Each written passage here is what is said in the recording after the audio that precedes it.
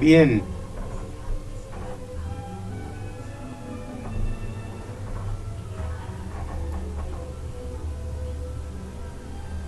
la democracia en este país, mis valedores.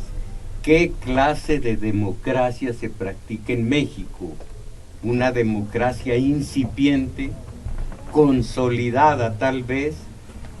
Si en el primero de los casos, ¿qué le hace falta para su consolidación? Si una democracia consolidada, ¿desde cuándo? ¿Cómo fue que se consolidó? ¿Con qué resultados para todos nosotros, las masas sociales? Y aquí la pregunta que me parece fundamental: ¿qué es democracia después de todo?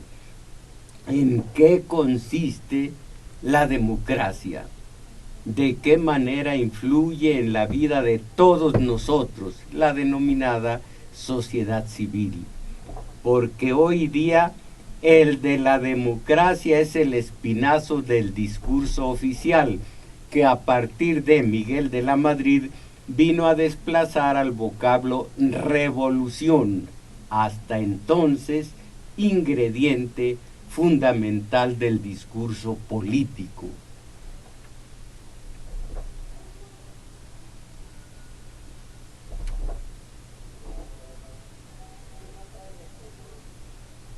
Revolución mexicana.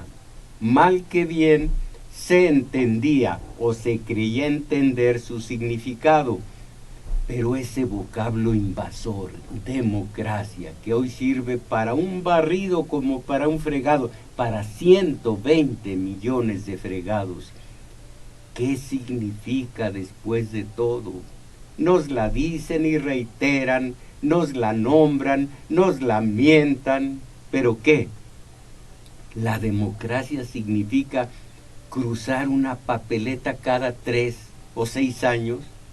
Eso tan solo eso. Y para eso nos resulta una de las prácticas más onerosas del mundo. Por cuántos de los países con una democracia menos costosa que la nuestra no están mejor que nosotros en el renglón económico y mucho mejor representados que sus electores en las instituciones correspondientes?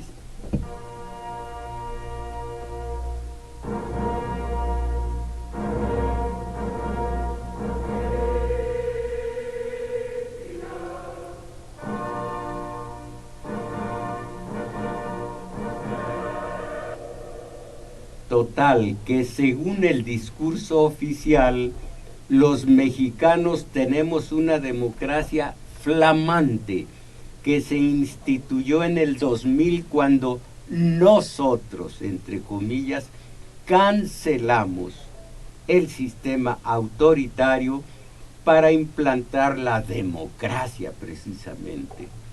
Tenemos entonces 11 años de disfrutar de los dos beneficios fundamentales del sistema democrático: la seguridad pública y el bienestar social. Hoy mismo, a estas mismas horas, los paisanos michoacanos ejercen a todo vuelo y a todo, iba a decir a todo pulmón, a todo plumón, la práctica de la democracia. ¿Cómo vivieron hasta hoy día en aquella entidad tras de 6 años de democracia? ¿Cómo se espera que vivan a partir de que cambien los poderes estatales de gobierno? ¿Qué denuncian al respecto la historia y la realidad objetiva? Del tema, mis valedores, ¿alguna opinión? 55 36 89 89.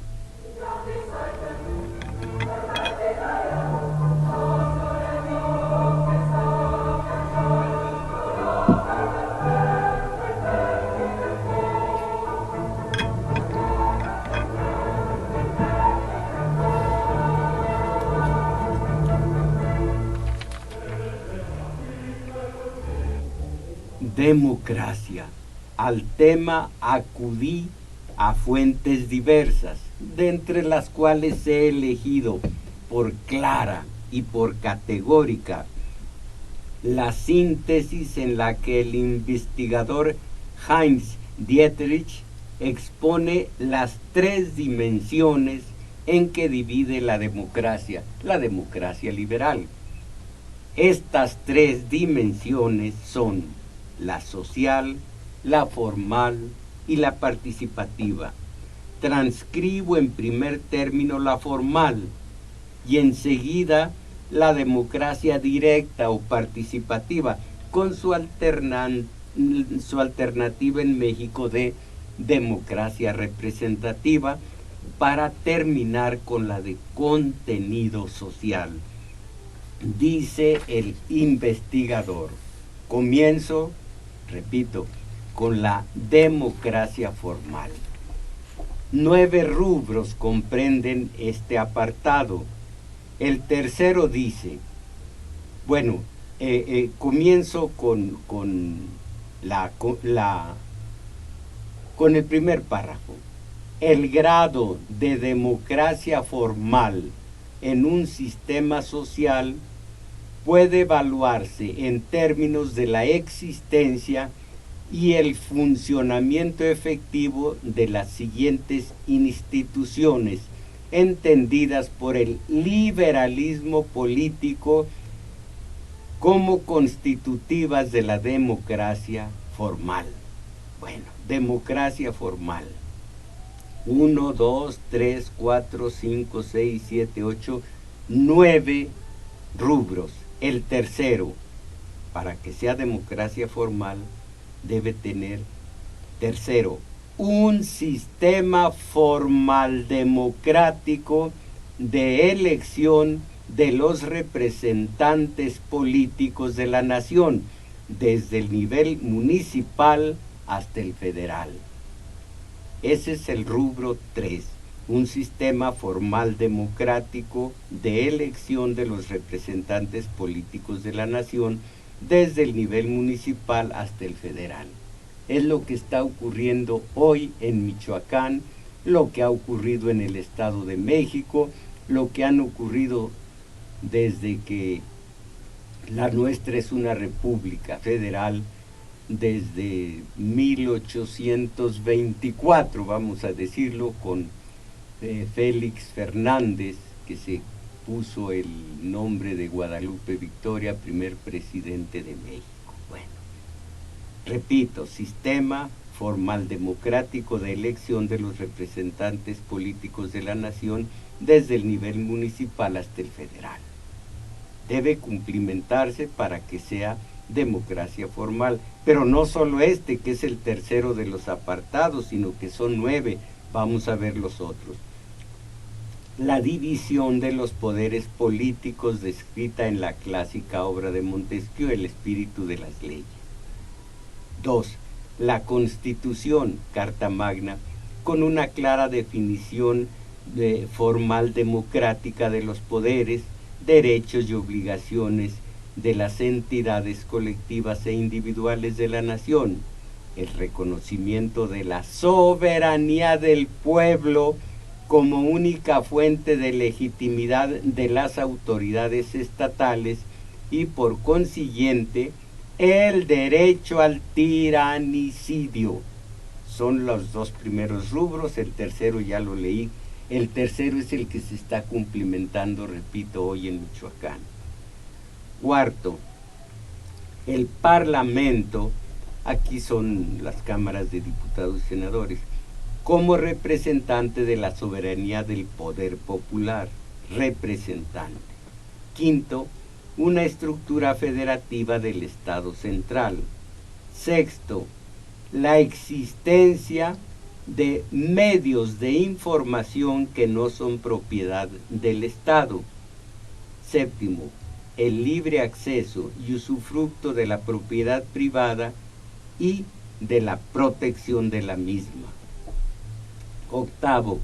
El Estado de Derecho, incluida la protección de las minorías.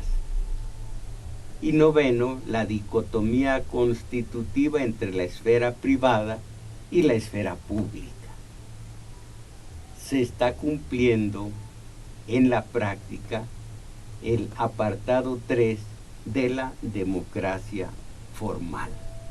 Ahora, la democracia participativa, bueno, pues no tenemos mucho que decir sobre esto, ya que la nuestra es democracia representativa. Leo, la democracia participativa. El concepto democracia participativa se refiere a la capacidad real de la mayoría de los ciudadanos de decidir sobre los principales asuntos públicos de la nación. Esto ya no se cumple en nuestro país. En este sentido, se trata de la ampliación cualitativa de la democracia formal, en la cual el único poder de decisión política reside en el sufragio periódico por partidos y personajes políticos. En la democracia participativa, dicha capacidad no será coyuntural y exclusiva de la esfera política, sino se hará permanente y extensiva a todas las esferas de la vida social, desde las fábricas y los cuarteles hasta las universidades y medios de información. Estas son dos de los rubros de la democracia liberal, la participativa o representativa y la formal. De la formal, el apartado 3 es votar periódicamente para elegir a sus gobernantes.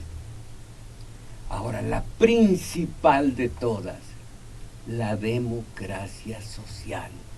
Si no hay democracia social, lo otro no vale nada.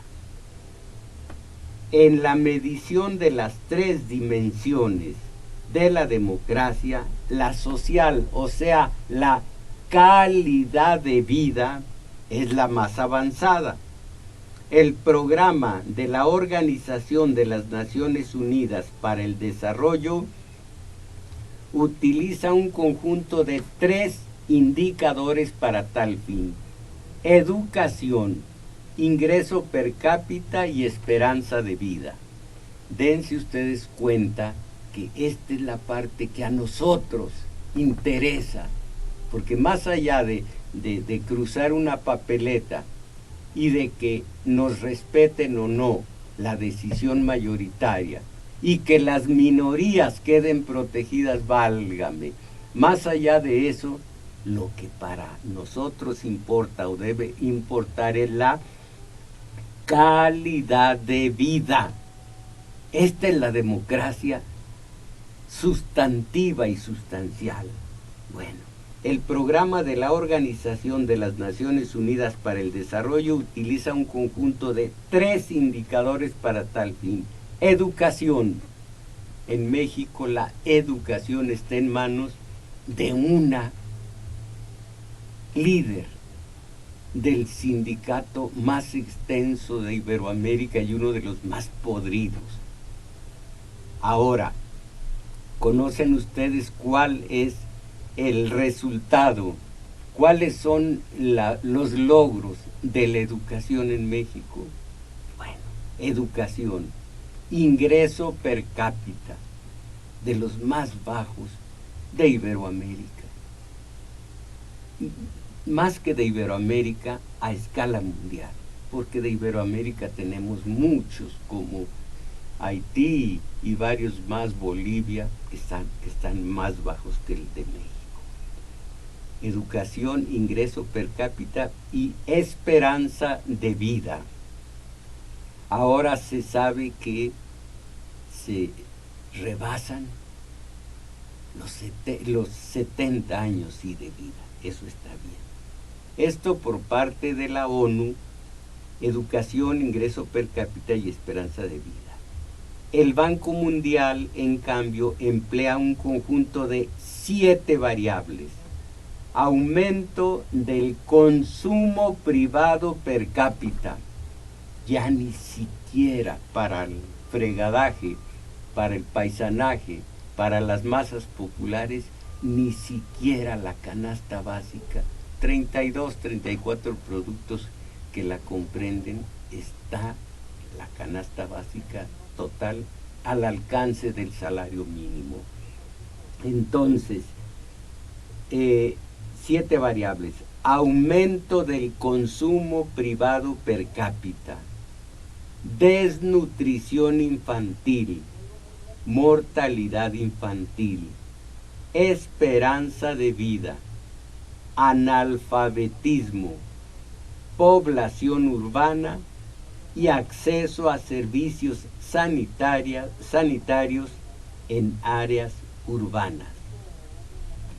Pero hay todavía otro trabajo, quizá el más profundo y crítico sobre el tema, elaborado por un psicólogo, Fuentrat Kropp, en su obra Equidad, Justicia Social y Democracia, Datos Mundiales. Este analista mide lo que llamamos la democracia social, entre comillas, con un índice de la calidad de vida material, que es el resultado de 6 subíndices. Noten esto, cuando nos hablan de la democracia y la democracia y la democracia, recordemos, se está tratando de la democracia participativa, de la democracia representativa, de la democracia formal, del cual el número 3 es ir a votar periódicamente. Lo sustantivo y sustancial, repito, para nosotros deben ser estos 6 rubros de la verdadera democracia, la social. Van los rubros. Primero, nivel de vida material. Ustedes sabrán, bajo esta democracia, cuál es el nivel de vida material nuestro. 2, salud pública. 3, educación. 4, situación de la mujer. 5, equidad. Y 6, progreso. Cada uno de estos subíndices está integrado a su vez por una serie de componentes y estos por variables.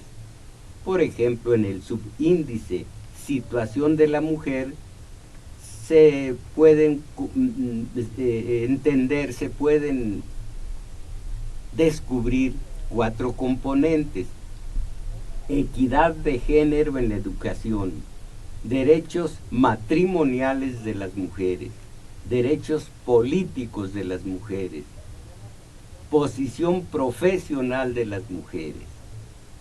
El componente derechos políticos, 3 subcomponentes: mujeres en cargos municipales, mujeres en el Parlamento, en este caso en las cámaras, en el Congreso. Y tercero, derecho al aborto. ¿Cómo ven? El subíndice nivel de vida material tiene los componentes, los siguientes componentes. Primero, alimentación básica. Segundo, alimentación avanzada. Tercero, cultura y transportes. Cuarto, consumo de bienes durables y de energía. Quinto, comunicaciones y viajes. Sexto, óiganlo, poder adquisitivo. Y séptimo, estabilidad económica. Ya no voy a seguir hablando de componentes, índices y subíndices.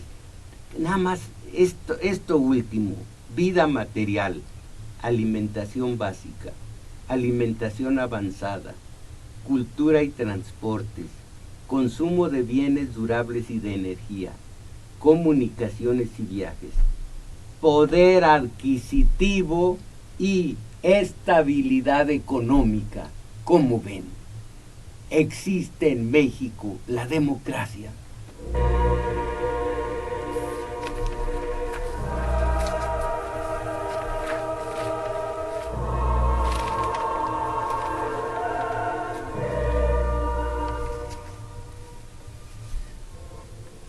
Pues sí debe existir, porque, miren, hay un investigador de El Colegio de México que respeto totalmente, es Lorenzo Meyer, y hace 2 o 3 días publicó en el Matutino un estudio que se titula Archipiélago Mexicano, del cual voy a leer 2 o 3 párrafos extensos. Y sí, según su análisis, pues tenemos democracia. Nada más yo pregunto a sus buenas mercedes, la democracia social de la cual ya dije a ustedes, transcribí para ustedes índices y subíndices, ¿existe realmente en México? Ustedes contesten. Bueno, dice Lorenzo Meyer, si nos atenemos a las formas, el régimen político mexicano es democrático. Sin embargo, si se ponen de lado los documentos legales, la Constitución y el tejido jurídico que de ella deriva, se quita el sonido al discurso de la clase gobernante y se observa lo que realmente sucede. Entonces ya no es claro si la tendencia dominante es la democracia en proceso de consolidación o el retorno a alguna nueva forma de autoritarismo. La ambigüedad es la característica sobresaliente de nuestro arreglo político. Y un poco más adelante, la democracia política es un ideal, una utopía. En ningún país se cumple a cabalidad. Estábamos hablando de democracia representativa como de democracia directa, democracia participativa. Entonces, dice Meyer, en algunos casos las desviaciones respecto del ideal son tan graves que la democracia termina por ser un cascarón vacío, y se pregunta, ¿actualmente México es o no un ejemplo de forma democrática con poco contenido? Una forma democrática con poco contenido. Cuando Vicente Fox, asumió el poder, decidió no usar el peso de su legitimidad democrática, que era mucho, para poner fin a la historia de la gran organización autoritaria, el PRI.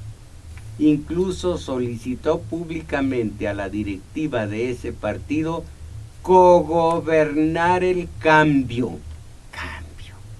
Y cogobernando con el PRI. Nada más imagínense lo que son las trampas verbales. Vamos al cambio. Quitamos el autoritarismo priista y vamos al cambio. Pero enseguida pidió, apenas tomó posesión de su cargo, pidió al propio PRI cogobernar el cambio. ¿Cómo ven? Ya hicimos el cambio. Nosotros contra ustedes los hicimos a un lado, pero cogobiernen con nosotros. El nuevo gobierno panista, entonces, incluso solicitó públicamente a la directiva de ese partido cogobernar el cambio. El nuevo gobierno panista nunca tuvo la enjundia de atacar el flanco más débil y expuesto del régimen que supuestamente había incluido, su enorme corrupción. Era, digo yo, el santo y seña del PRI, su infinita corrupción. ¿Y qué hizo Vicente Fox? ¿Qué hizo el cambio? Tampoco llevó a juicio a los violadores más conspicuos de los derechos humanos del pasado.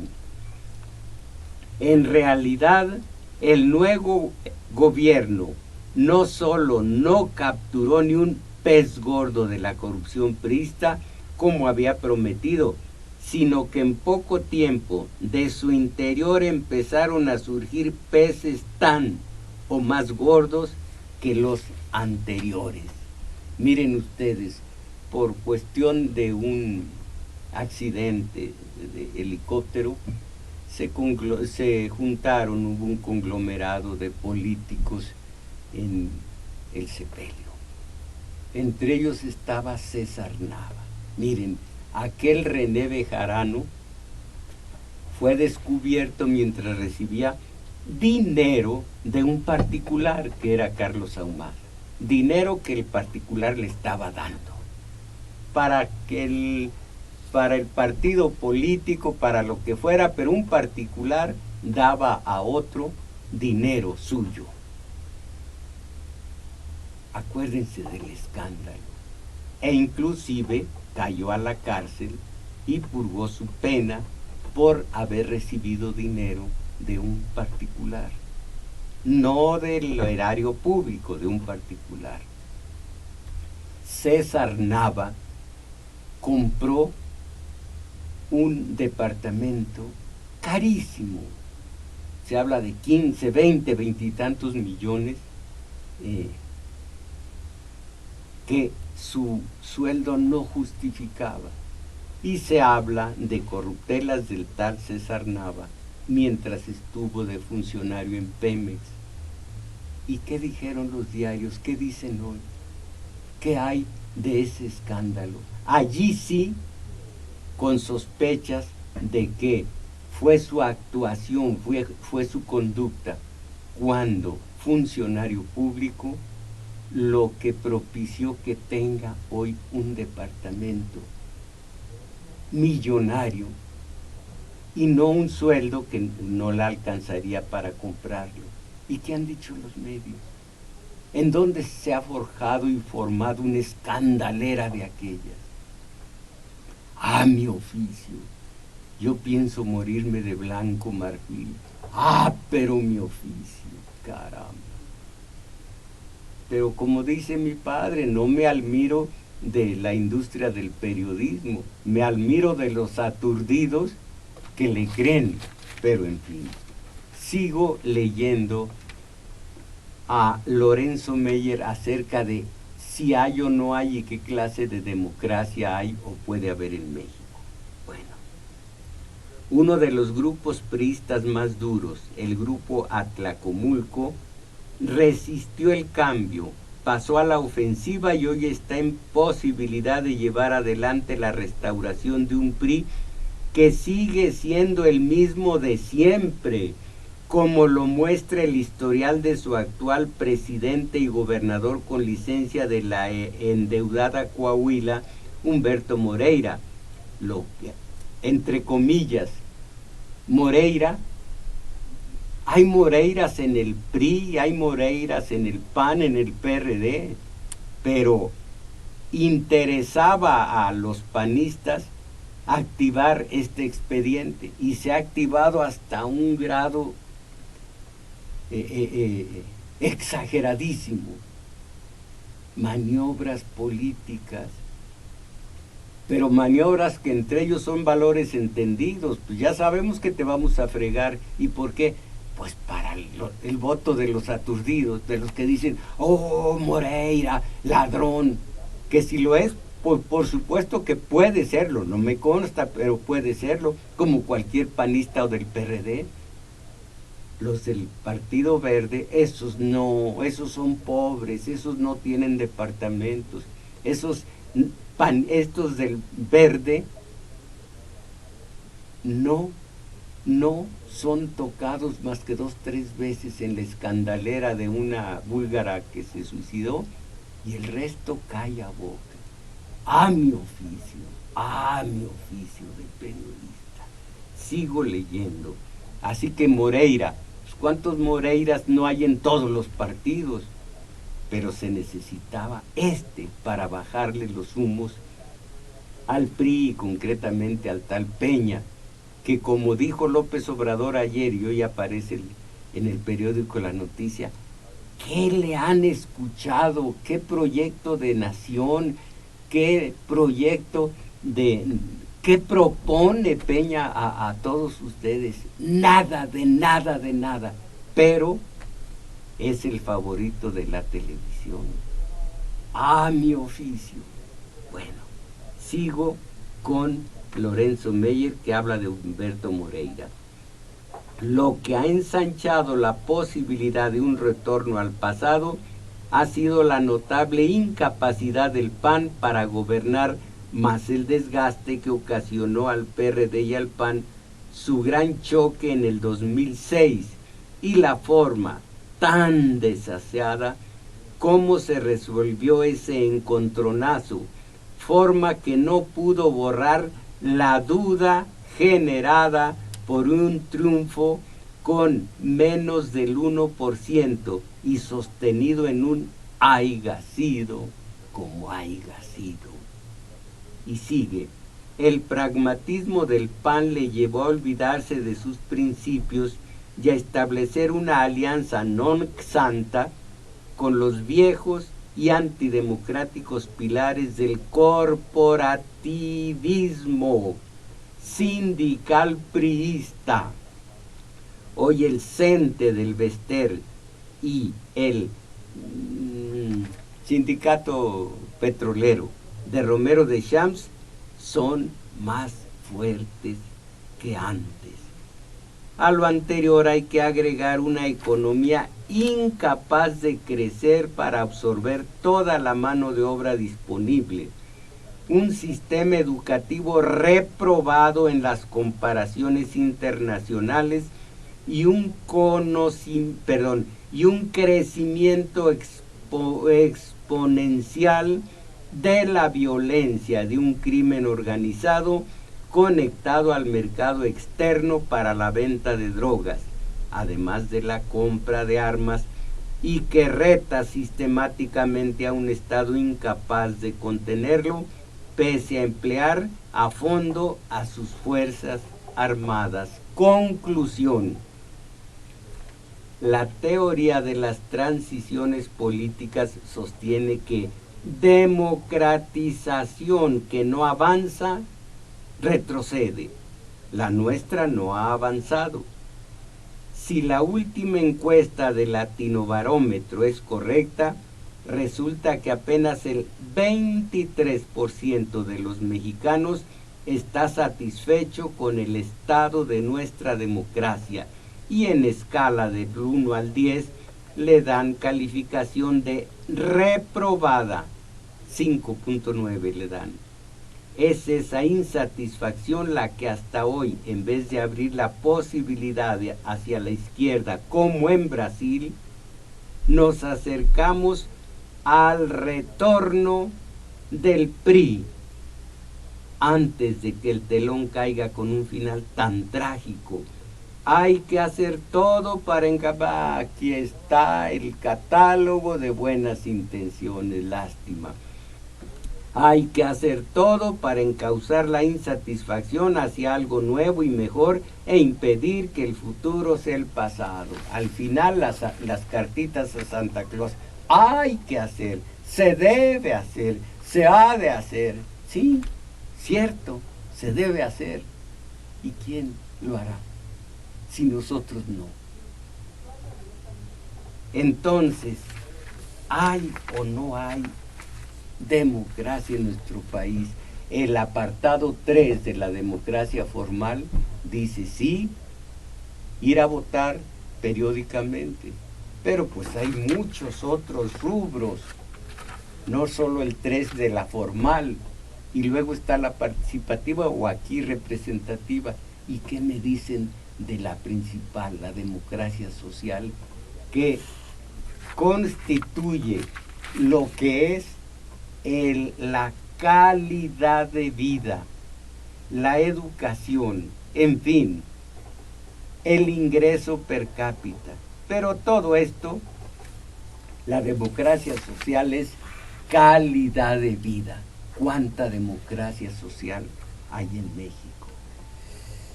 Avala el trife, esto vendrá después.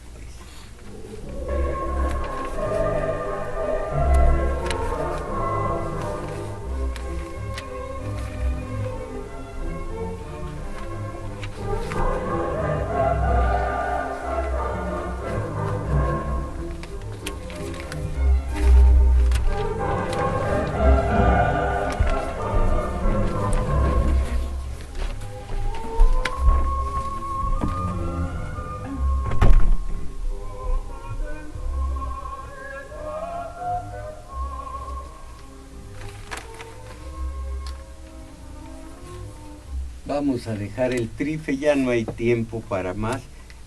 Hablo nada más del IFE, Instituto Federal Electoral.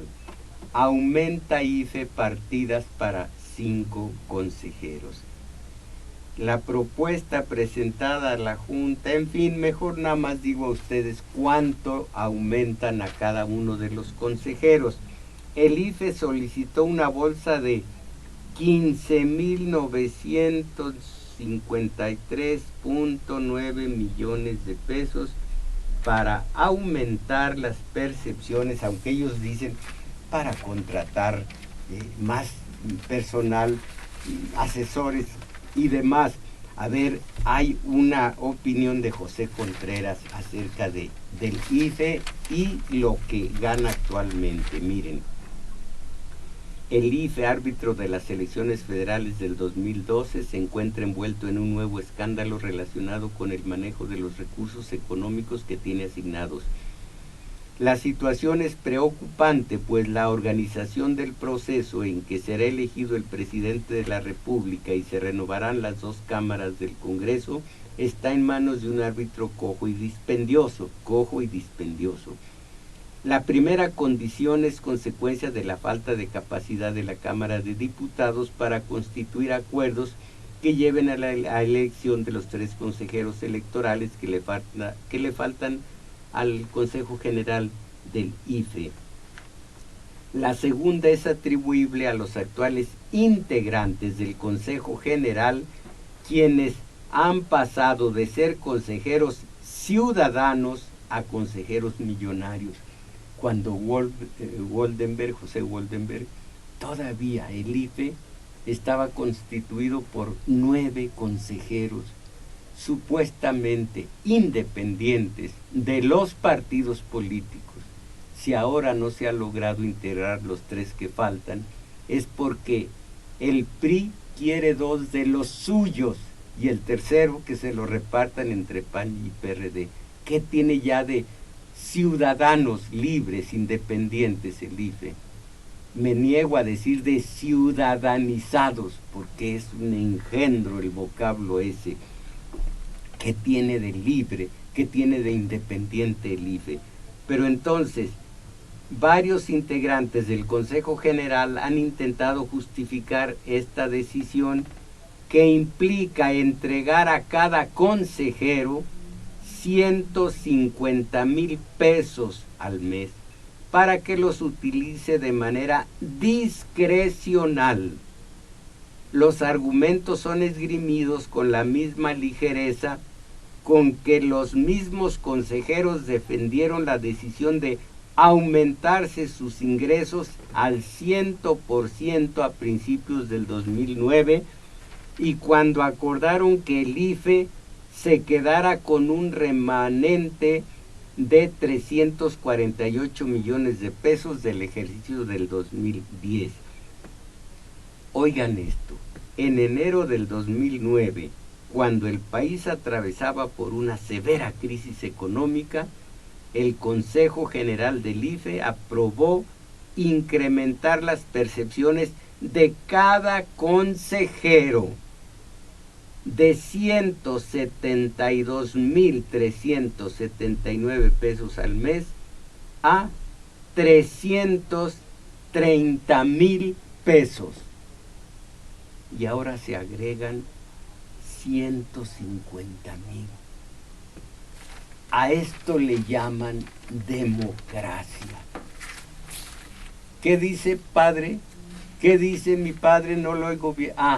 Que no se admira, porque él así lo decía, que no se admira de los que en el 2010, en distintas épocas se aumentaron el sueldo para llegar en el 2009 a 330,000 pesos al mes y ahora agregarse 150,000 para gastarlos de manera discrecional. No me admiro de ellos, mi hijo, pues ellos. Y mientras tanto, localizan en Morelia falsas actas de escrutinio. Acusan partidos una elección de Estado. Morelia, el PRI michoacano reveló un audio en el que presumiblemente el delegado de la Zagarpa, Esteban Cruzale y Díaz Barriga, válgame cuántos nombres, ¿cómo podrán sostener nombres y apellidos por todos lados? Negocia la entrega de cemento a comunidades de escasos recursos en el municipio de Apatzingán. Como organizaciones, vamos en el audio se oye a y ya no lo voy a poder decir bien, Cruzaley, Díaz, Barriga y lo que falta de apellidos. En el audio se oye: como organización vamos y hacemos la labor allí de convencimiento de que es un programa del gobierno federal, de que somos una organización social que baja recursos para ayudar a a la candidata del PAN. Muestran estudiantes su rechazo, Morelia, con letreros colocados en diversos puntos de la ciudad universitaria. Miembros de la Universidad Michoacana de San Nicolás de Hidalgo expresan su rechazo a los candidatos, no a todos, nada más a estos. Al candidato del PRI y Verde, Fausto Vallejo Figueroa. Al candidato a la candidata Luisa María Cocoa Calderón del PAN Panal. Yo creí que de los tres, por eso dije nada más de esto. Es nada más a dos. A Fausto Vallejo del PRI y Luisa María Cocoa Calderón del PAN. Fraude se leía en las pancartas con el abanderado del PRI y se mostraba una fotocopia de una fotografía en la que presumiblemente Vallejo entregaba recursos a una mujer. PAN, no más PAN, desorden, 60,000 muertos. Es lo que dicen por allá en Michoacán. Y lo que se pronosticaba como la quinta victoria del PRI en el año, de pronto se tornó en una posible y dolorosa derrota.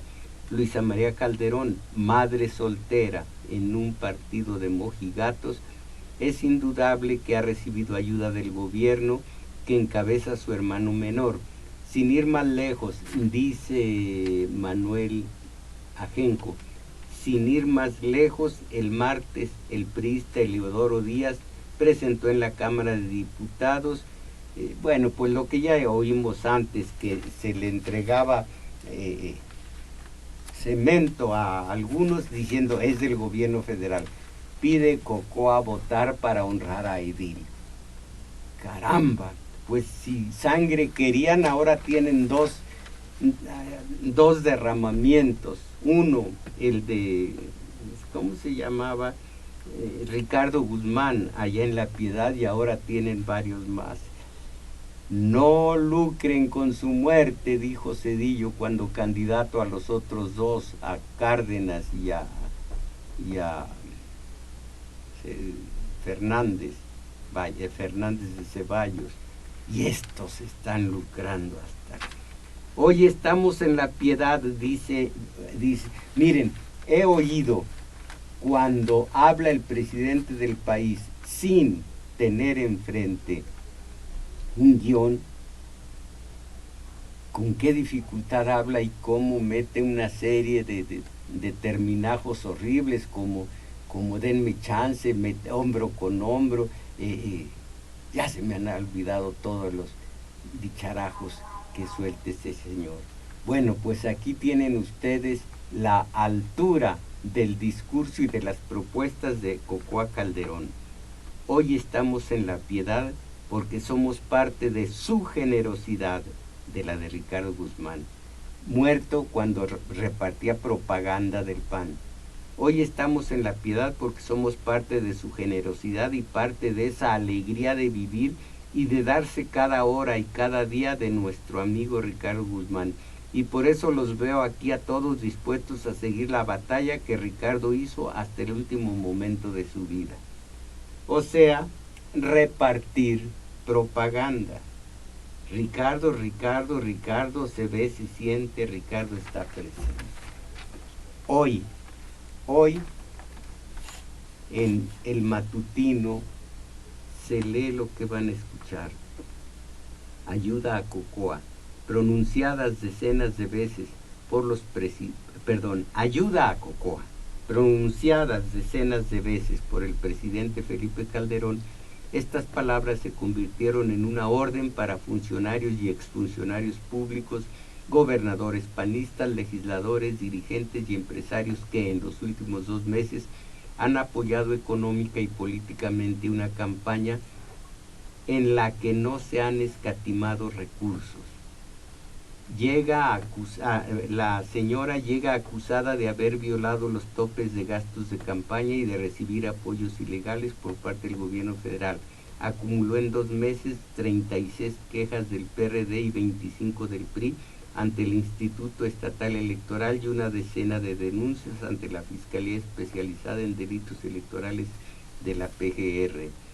Haiga sido como haiga sido, según panistas consultados, el presidente ha dejado saber su interés por el triunfo de su hermana en diversas reuniones, lo que se ha traducido en un cierre de filas de dirigentes, legisladores, de aspirantes panistas a la presidencia, gobernadores, funcionarios, sindicatos y empresarios locales. Esto le generó a Cocoa apoyos extraordinarios. Díganme, aún solamente la democracia formal, y de la democracia formal solamente el apartado 3 se cumple en nuestro país. Esto es acudir a las urnas sabiendo que hay equidad en el proceso. Según testimonios de perredistas y priistas locales, el gobernador panista de Puebla, Rafael Moreno Valle, envió a Pátzcuaro el 30 de octubre un camión repleto de propaganda para distribuirse en los municipios aledaños, y una semana después apoyó la logística del cierre de campaña en el estado de Morelos, a donde se acarreó a 40,000 personas de diferentes municipios. Se repartieron miles de sombrillas, camisetas, gorras, despensa y otros objetos con propaganda blanqueazul. El gobernador de Sonora, Guillermo Padres, envió a funcionarios de su gobierno para armar la estructura de promoción y defensa del voto, que según datos del PAN estatal llegó a los 13,000 operadores. El delegado de la Secretaría de Agricultura en el estado, el que ya nombré, Esteban Cruzale, fue evidenciado en un estudio que difundió el PRD, en el que se escucha cómo se pone de acuerdo con el candidato panista de Apatzingán para coaccionar el voto. En la lógica de ganar, haiga sido como haiga sido, Cocoa Calderón echó mano de tácticas usadas por Humberto Moreira en Coahuila y que el PAN denunció en un primer momento antes de incorporarlas a su estrategia electoral, como reparto de la tarjeta La Ganadora, al estilo del PRI. Calderón, ella, pidió a los ciudadanos dar los datos de su credencial de elector y escoger 2 de los 10 programas sociales que podrán reclamarle al gobierno cuando su tarjeta se active, entre comillas, una vez que ella sea gobernadora. En la tierra del ideólogo panista Luis Calderón, su hija repartió más de 1 millón de tarjetas de este tipo para ganar adeptos. Repito mi pregunta, ¿esto Esto es democracia, cuando menos en la menos importante, digo yo, de las tres segmentos, formal, representativa o participativa, y la principal, democracia social, finalmente es el México de la democracia. México. En materia de generación de empleo y poder adquisitivo, este gobierno tiene un balance negativo, ya que hay más de 22 millones de mexicanos desocupados, una tasa del 17% de desempleo abierto y no del 5% como lo maneja esta administración. 80 millones de mexicanos en algún tipo de pobreza y no 52 como lo revela el Coneval. 80 millones. 29 millones de personas sin prestaciones sociales ni seguridad social. 54.4 millones en la informalidad y una pérdida del poder de compra del 42% en los últimos 5 años, asegura investigador de la UNAM. El final, es más larga la nota, pero ya nomás voy a decir esto.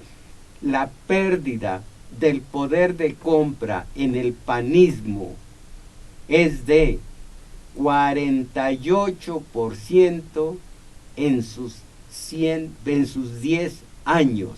El panismo, durante el panismo, el poder de compra perdió 48%. Todo esto impacta a la pobreza, dice el investigador de la UNAM, mis valedores. Esto es México.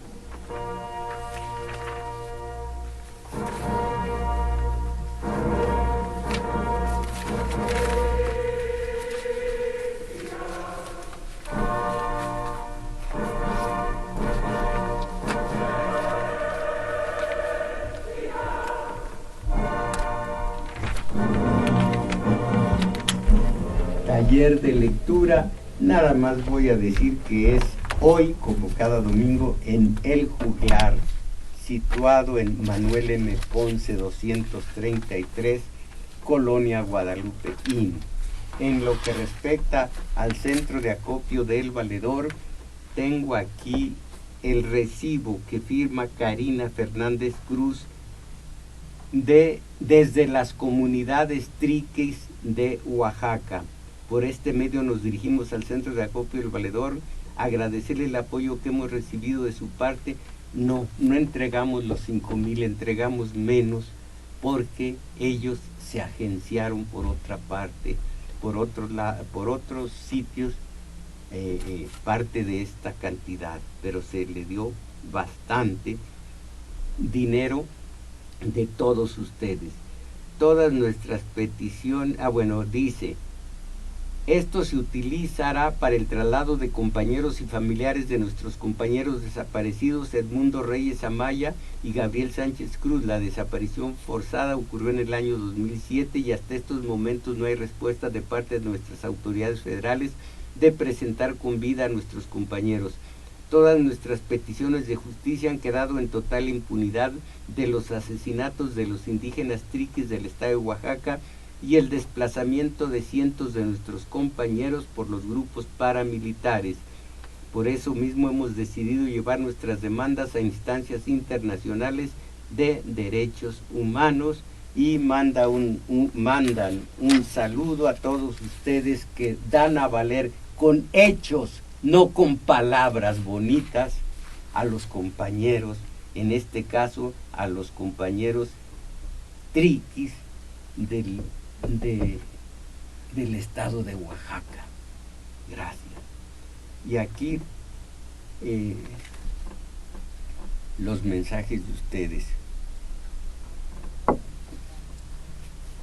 Ricardo Hernández: Valedor, usted ha reiterado varias veces que la única democracia es salir a votar. ¡Ah, caramba!